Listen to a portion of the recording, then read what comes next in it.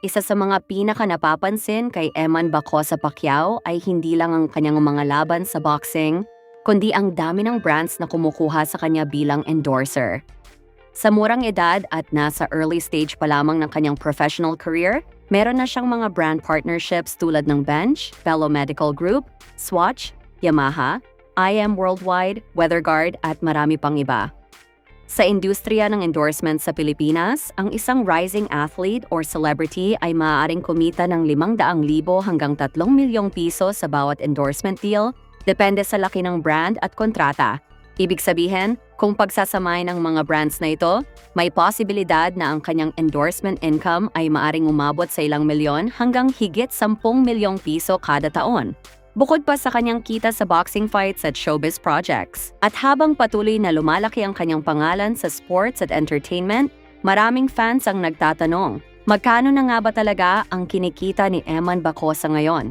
At kung magtutuloy-tuloy ang kanyang pag-angat, posible kaya na maabot o kahit malampasan niya ang legacy at yaman ng kanyang ama na si Manny Pacquiao?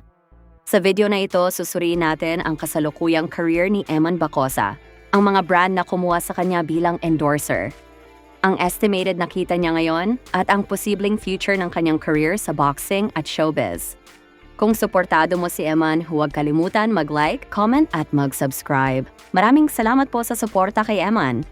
Isa sa mga pinakamalaking dahilan kung bakit mabilis na lumalawak ang kasikatan ni Eman Bacosa ay ang kanyang pagpasok sa mundo ng entertainment. Noong Nobyembre 11, 2025, opisyal siyang pumirma ng kontrata sa Sparkle GMA Artists Center, ang talent management arm ng GMA Network. Sa kontratang ito, nagsimula ang kanyang pagpasok sa showbiz at entertainment industry. Sa pamamagitan ng Sparkle, mas lumawak ang kanyang exposure sa publiko.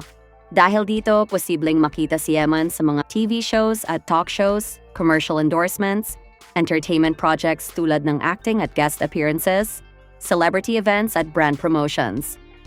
Sa katunayan, lumabas na rin siya sa ilang Kapuso programs tulad ng Kapuso Mo Jessica Soho at Fast Talk with Boy Abonda, na lalo pang nagpalawak ng kanyang popularity sa mainstream audience. Sa edad na 21, meron na siyang professional boxing record na 8 panalo, 8 talo at 1 draw, kung saan 5 sa kanyang panalo ay knockout.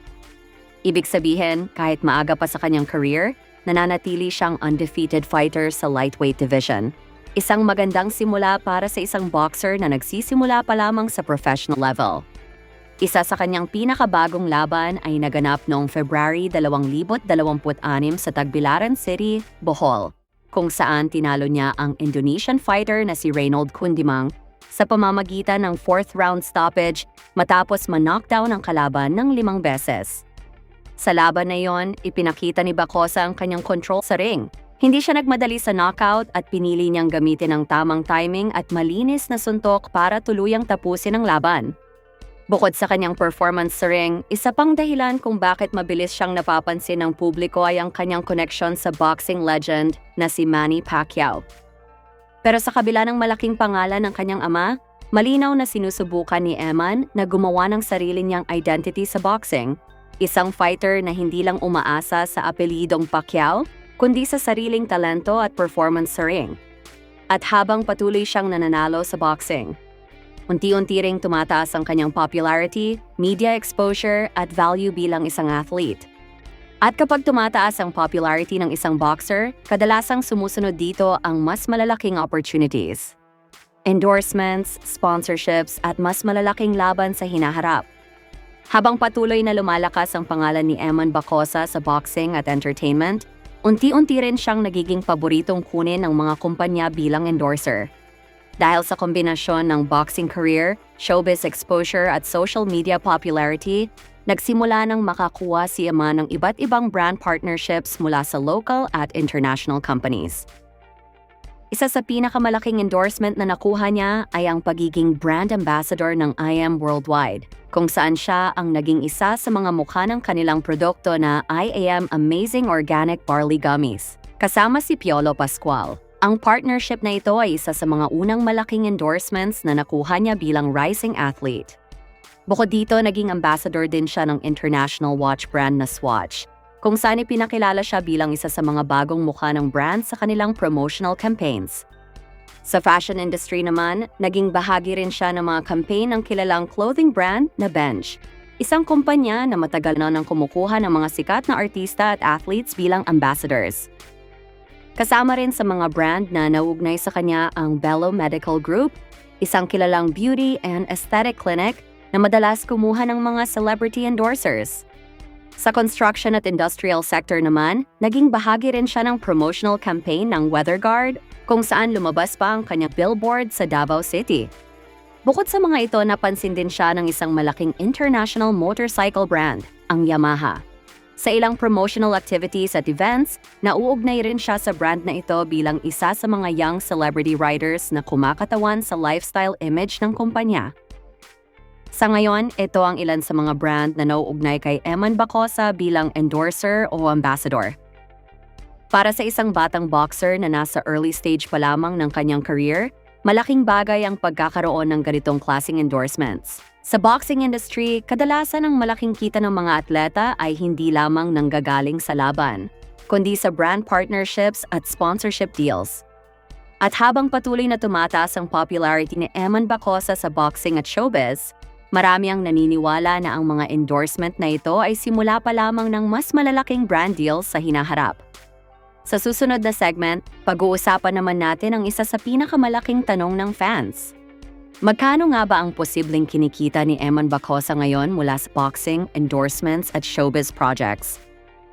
Sa mundo ng professional boxing at celebrity endorsements, karaniwang nanggagaling ang kita ng isang athlete sa tatlong pangunahing sources: boxing fights, brand endorsements at media or entertainment projects.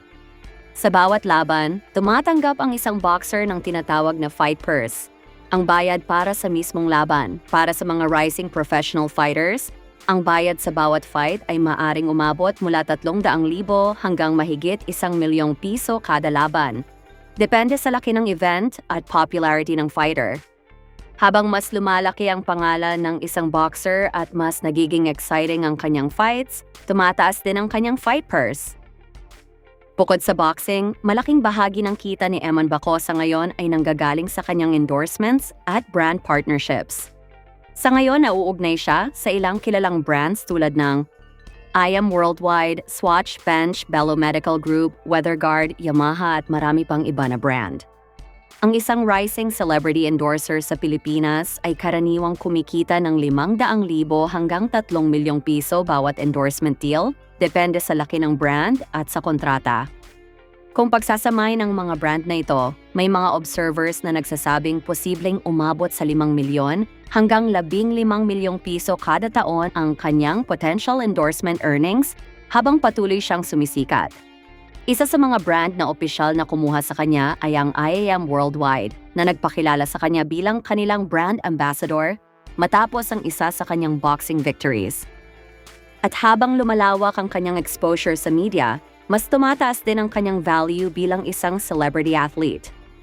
Kung pagsasamahin ang boxing fights, endorsements at showbiz projects, may mga estimation na nagsasabing maaaring kumita si Eman Bacosa ng humigit kumulang 8,000,000 hanggang 20,000,000 piso kada taon sa kasalukuyang stage ng kanyang career. At habang mas lumalaki ang kanyang pangalan sa boxing at entertainment industry, posibleng mas lalo pang lumaki ang kanyang kita sa mga susunod na taon. Ngunit dito papasok ang mas malaking tanong. Kung magtutuloy-tuloy ang kanyang pag-angat, kaya kaya niyang maabot o kahit malampasan ang yaman ng kanyang ama na si Manny Pacquiao? Yan ang pag-uusapan natin sa susunod na segment. Kung pag-uusapan ng yaman at legacy ni Manny Pacquiao, hindi ito madaling pantayan. Sa loob ng kanyang mahigit 2 dekadang career sa boxing, kumita siya ng daan-daang milyong dolyar mula sa mga world title fights, pay-per-view events, at malalaking international endorsements. Bukod pa rito ang kanyang mga negosyo, investments, at iba't ibang brand partnerships na lalo pang nagpalaki sa kanyang kabuang yaman. Para kay Eman Bacosa, maaga pa upang ikumpara ang kanyang career sa ganitong antas. Ngunit kung magtutuloy-tuloy ang kanyang pag-angat sa boxing, patuloy na dumami ang kanyang endorsements, at maging matagumpay ang kanyang career sa showbiz at negosyo, may posibilidad na makabuo rin siya ng sarili niyang malaking yaman. Ang tanong na lang ngayon ay kung hanggang saan ang mararating ng kanyang karera sa mga susunod na taon. Sa ngayon, malinaw na nagsisimula pa lamang ang tunay na kwento ng career ni Eman Bacosa. Sa murang edad, mayroon na siyang undefeated boxing record, sunod-sunod na endorsements at lumalawak na exposure sa showbiz. Ibig sabihin, hindi lamang boxing ang kanyang tinatahak. Unti-unti na rin niyang binubuo ang kanyang pangalan bilang isang athlete celebrity sa bagong henerasyon ng Philippine sports. Sa tulong ng mga brand partnerships, media exposure at patuloy na pag-angat sa boxing ring, posibleng mas lalo pang lumaki ang kanyang kita at popularity sa mga susunod na taon. Pero sa kabila ng lahat ng ito, nananatiling isang malaking hamon ang paghahambing sa kanyang ama na si Manny Pacquiao, na nag-iwan ng napakalaking legacy sa mundo ng boxing. Kaya ang tanong ngayon ng maraming fans ay ito: magiging susunod bang malaking boxing superstar si Eman Bacosa? O gagawa siya ng sarili niyang landas na hiwalay sa anino ng kanyang ama? Ang sigurado lang, habang patuloy siyang lumalaban sa ring at lumalawak ang kanyang pangalan sa showbiz at endorsements, mas lalo pang magiging interesante ang susunod na kabanata ng kanyang career. Pero ikaw, ano sa tingin mo?